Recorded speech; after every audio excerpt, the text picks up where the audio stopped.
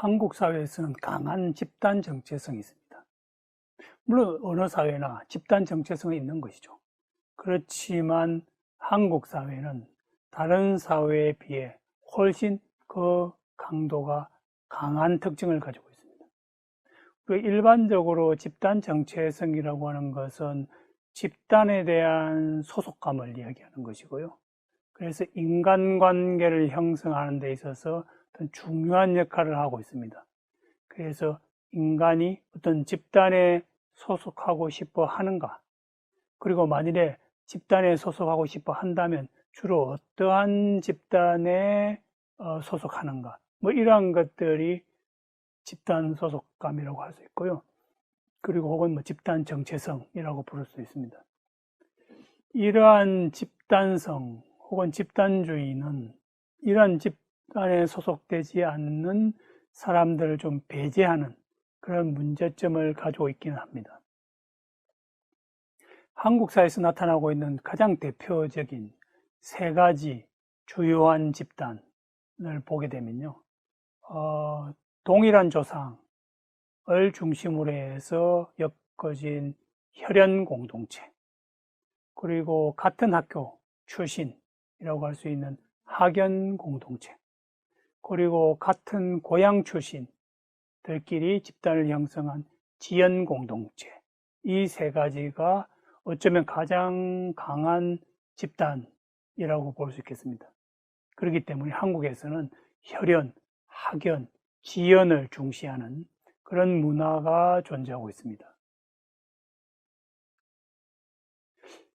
한국 사람들은 첫 만남에서 어떠한 대화 이슈에 관심이 있을까요? 우리가 흔히 대화 이슈라고 하는 것은 상대방에 관한 정보를 취득하기 위한 일종의 수단 혹은 방법이라고 부릅니다. 근데 한국 사람들은 남을 만나게 되면 주로 가장 관심 있는 대화 이슈가 상대방의 나이, 그리고 학교, 종교, 결혼 여부, 자녀, 혹은 자녀의 수, 뭐 이런 것들에 대해서 관심이 많습니다. 그런데 서구에서는 이러한 이슈들은 사실은 사적인 이슈이고, 그리고 프라이버시한 내용들이거든요. 그래서 웬만하면 처음 만난 사람에게 나이를 묻지 않습니다. 그리고 나이를 묻는 것은 상당히 실례이고요. 그다음에 종교가 무엇이냐라고 묻는 것은 상당히 조심스러운 문제입니다. 그것은 political correctness에 좀 어긋나는 그런 문제이고요. 특히 종교 전쟁까지 경험했던 서구인들에게 종교를 묻는다는 것은 상당히 금기시되는 그런 이슈들이죠. 근데 한국 사람들은 바로 여기에 대한 관심이 많고, 또 용감한 사람들은 단도직입적으로 묻기도 하고요. 그렇지 않은 사람들은 어떻게 간접적으로 이에 관한 정보를 얻으려고 노력하고 있습니다. 왜 한국 사람들은 이런 프라이버시한 이슈에 관심이 있을까요? 그 이유는 두 가지인데요. 첫 번째는 상대방과의 사회적 관계를 형성하고 싶어 하기 때문입니다. 즉, 이러한 이슈들이 본인과 상대방에게 일종의 정서적 고리 역할을 한다는 것이죠. 그래서 하나의 동일한 집단 혹은 동일한 공동체를 형성하는 하나의 출발점 혹은 계기로 만들 수 있다는 것입니다. 그래서 상대방의 나이를 묻고 상대방의 나이를 알게 되면 같은 나이다 혹은 형님이다 라고 하는 뭐 그런 고리를 연결하게 되고요.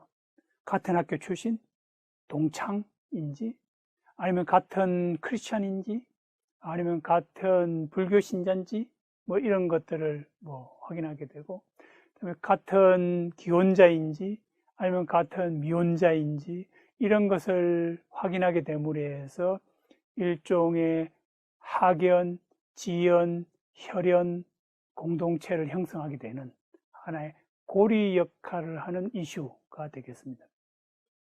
그리고 이러한 이슈들은 또 본인과 상대방 간의 사회적 위치를 파악하는 데서도 도움이 됩니다. 즉, 한국 사회는 위계 질서적 문화를 가지고 있기 때문에 상대방이 나보다 위에 있는 것인지 혹은 아래에 있는 것인지를 빨리 파악하고 거기에 합당한 칭호와 대접을 해야 되는 것입니다. 그래서 나이를 묻고 나보다 나이가 많으면 존경의 뜻을 표하고 나보다 나이가 어리면 애정과 책임의 마음을 가져야 되는 것입니다. 마찬가지로 학교인 경우에는 선배, 후배라고 하는 위치 설정을 해야 되는 것이고요. 이런 측면에서 본다면 한국 사람들이 첫 만남에서 관심을 가지는 많은 대화 이슈 그리고 상대방에 관한 정보 취득은 바로 위계 질서적 혹은 가족적 사회적 관계를 형성하고 위치를 파악하는 데 필요한 가장 시급한 그리고 중요한 정보에 해당이 된다라고 볼 수 있겠습니다. 한국인들에게는 우리 정체성이 강합니다. 그렇기 때문에 한글 표현에서 한국 사람들은 우리라고 하는 단어를 아주 많이 사용하고 있습니다. 근데 사실 이 우리는 그 의미를 보게 되면 영어의 나에 해당이 되는 것들이 많거든요. 예를 들면 my country를 한국 사람들은 나의 나라라고 부르지 않고 우리나라라고 이야기합니다. 그리고 my house를 우리 집이라고 이야기합니다. 그리고 my wife를 우리 아내라고 이야기를 합니다. 이처럼 한국 사람들은 나라고 표현해야 될 말을 우리라고 표현을 하고 있습니다. 왜 그런가요? 바로 한국 사람들에게 우리라고 하는 표현은 집단적인 나를 의미합니다.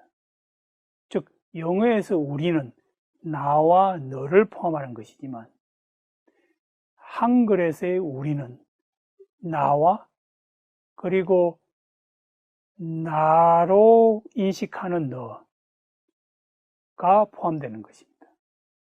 예를 들어 보겠습니다. 영어의 경우에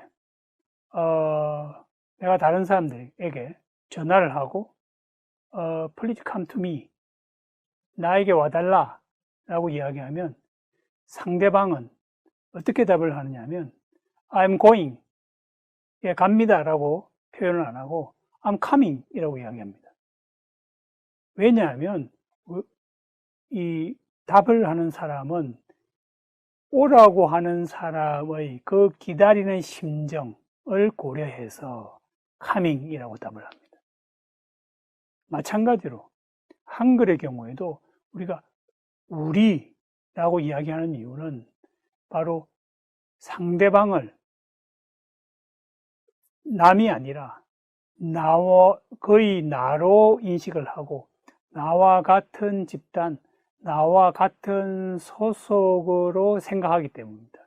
그래서 상대방을 배제하지 않고 상대방의 입장에서 표현을 하게 되면 우리 집이 상대방과 함께 나와 너의 그런 소속감에서 가진 그런 집이다 라고 해서 우리 집이라는 의미가 되는 것이죠. 이렇게 상대방에게 우리 집이라고 나의 집을 표현할 때 상대방은 배제되는 마음이 아니라 함께 소속된다라고 하는 소속감을 가지게 되는 것이죠. 한국에서는 환대 문화가 강합니다. 과거 중국이 조선에 대해서 동방예의지국이라고 표현을 했습니다. 즉 동방에 있는 나라인데 정말 예의가 바른 나라다 이런 의미인 것이죠. 유교에서는 예의를 강조합니다. 평화롭고 조화로운 사회를 만들기 위해서. 그리고 가족 내에서는 서로 따뜻하고 친절하게 대하는 것이 가족인 것이죠. 그러니까 전 사회를 가족처럼 생각하는 유교적인 조선에서는 모든 사람들이 예의가 바를 수밖에 없는 것입니다. 따라서 한국인들은 손님에게 매우 친절하고 매우 공손합니다. 하지만 낯선 사람들에게는 과히 친절하지 않습니다. 서양의 경우에는 낯선 사람들에게 곧잘 인사합니다. 빌딩에서 같은 엘리베이터를 타게 되면 굿모닝, 굿애프터눈 하고 인사를 합니다. 그것은 나는 당신을 해칠 생각이 아니다, 해치는 사람이 아니다 라고 하는 그런 시그널을 보내는 것이죠. 그렇지만 한국 사람들의 경우에는 서양인과는 좀 다른 행태를 보이고 있습니다. 반면에 한국 사람들은 자기 집이나 자기 직장에 찾아온 손님들에게는 정말 친절하게 응대합니다. 이처럼 한국 사람은 본인의 손님과 낯선 사람에게 구분된 태도를 보이고 있는데 그것이 바로 집단 문화의 영향입니다. 즉, 우리 집단이라면 인사이더에게는 같은 집단 소속으로서 아주 친절하고 공손하게 대하는 반면에 우리 집단을 벗어난 사람에 대해서는 굳이 이렇게 친절한 모습을 보이지는 않는 것이죠. 이러한 측면에서 한국에는 강한 환대 문화를 보이고 있지만 가끔씩 서양인의 관점에서 본다면 좀 그렇지 않은 상황에 직면하기도 하는 것입니다. 그것이 바로 집단 문화 혹은 집단 정체성 때문이다라고 말씀드리겠습니다.